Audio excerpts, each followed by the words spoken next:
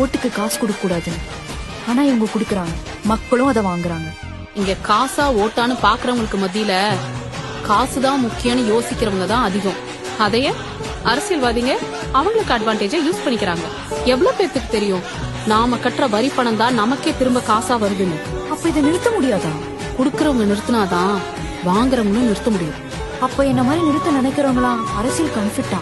எப்ப ஒருத்தன் தானும் தான் குடும்பம் மட்டும் நல்லா இருக்கணும்னு யோசிக்காம வெளியில இருக்கிற மக்களும் நல்லா இருக்கணும்னு யோசிக்கிறானோ அப்பவே அவன் தலைவன் ஆயிட்டான். நீ தலைவி ஆயிட்ட.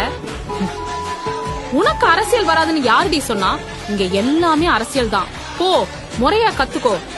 உன்ன மாதிரி நல்லது பண்ணணும்னு நினைக்கிறவங்க தான் இங்க அரசியலுக்கு தேவை.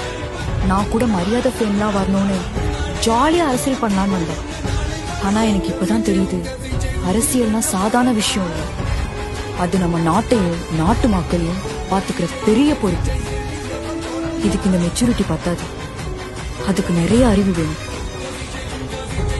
சரிமா, அப்ப இப்பவே நான் ஒரு கட்சியில போய் ஜாயின் பண்றேன். அரசியலா என்னன்னு கத்துக்கிறேன். சரி, எந்த கட்சியில சேர போற?